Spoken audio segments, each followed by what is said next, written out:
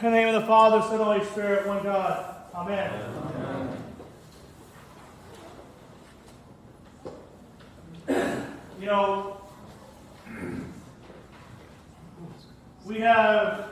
It's such a joy that on Sunday we're going to be bringing in so many people into the church, receiving so many people. And there's been articles being posted all over Orthodox websites about how there's going to be like over 20,000 among this country. I think the number's a little too high. I'm not necessarily sure I believe that exact number. I mean, it's a good thing if it's true, and I'm going to go under the pretense that it is true. But it's the reason I bring it up in particular in the sense of it's such a joy because in our own parish we're going to have such a large number being brought in. Nearly 20. We're at 19, I believe, on the list. I have to look at it again. And everything like that. And, one of the things that our people are being asked to do, those who are going to be fully in the church, there's many of those who are here right now, is they have to do what's called a life confession before they actually get received in. Now, as much like what's about to happen with the unction and the anointing, they can't really receive the full sacrament of confession, just like they can't receive the full sacrament of unction. But what they can receive is sort of a way of kind of getting something off their shoulders and experiencing a little bit of healing before they're baptized.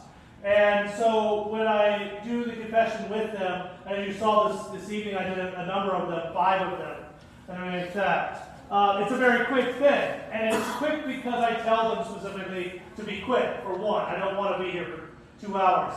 Some of them probably would keep me here for 2 hours. I won't name anybody in particular. Because if I had to go through it, I could go through 2 hours. In fact, when I did my life confession for my ordination, I kept Father Alex for 2 hours now that I think about it. So I don't expect them to do it. But I tell them, just think of 3 or 4 things that you really struggle with. And just, kind of get it off your chest. Because in baptism, all of that gets washed away. Same thing with chrismation, those who are being chrismation, all gets kind of washed away. They get a clean slate. That's why they get a white robe put over them. It's like they get that clean slate, that holiness of the resurrection, right? And they get to experience a little bit of healing before they actually get baptized, and then they get to experience the fullness of that healing when they're actually baptized.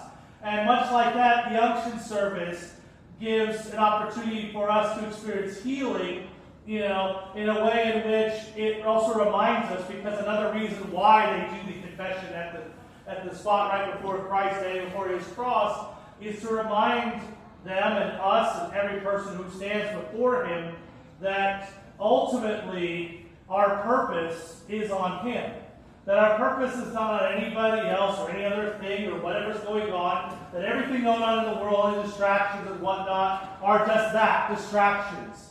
And that, we ask God to heal us, but really what we're doing is we're saying to God, please help me look in your direction.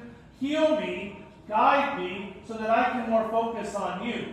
When we ask God to heal our souls, we're not just sitting there saying, Lord, make me feel better so I don't, wake in the morning and go, ow, that hurts. And as I get older, there's a lot of that, ow, I hurt. Kind of thing. And many of you will probably say the same exact thing, ow, I hurt. But rather, Lord, help me so that I can continue to think about you and focus on you and put my intention and energy onto you.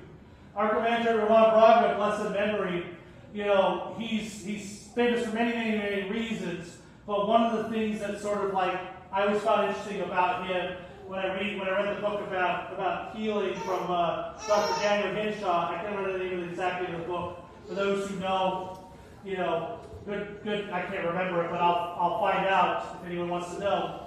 But in there, he's interviewing him in the book, and he talks specifically about this idea of the advanced directive, what to do near the end of life. And Father Ramon makes a very interesting kind of comment where he says, when it comes to the end of life, when it comes to healing, only heal me in ways in which it will help me pray. If it does not help me pray, I don't want any of it. If I'm in the hospital bed and they're trying to bring me back to life, if I'm the machine is going and they're trying to bring me back to life, if I needed to pray, if I still need to pray, then bring me back to life. If not, don't do anything. And it's a fascinating thing to hear that, because his mindset, and it should be our mindset too, is all things are healing should be that to lead us to prayer. And if our mindset is not towards prayer, it's not towards God, then the healing does us no good. It doesn't work for us. But when the mindset's on God, and God desires it in a way that He sees it for us, then the healing will do its justice. And in all actuality, to really kind of understand the point of this and whatnot is that this cleansing that we experience through the act of Holy Unction is to help us pray. And you heard all that through those prayers tonight. It was a lot of prayers. It's a lot of gospel readings, 7 gospel readings, 7 epistles, 7 priest prayers. It's a lot. A whole canon. It's not a service to sit there and go, wow, that was quick. There's a lot to it. I don't know exactly what time it is right now, but I've got to imagine it's probably close to 8. It's a lot that goes on, but it's there for us so that it can remind us, as we heard in those prayers, to focus the attention onto God.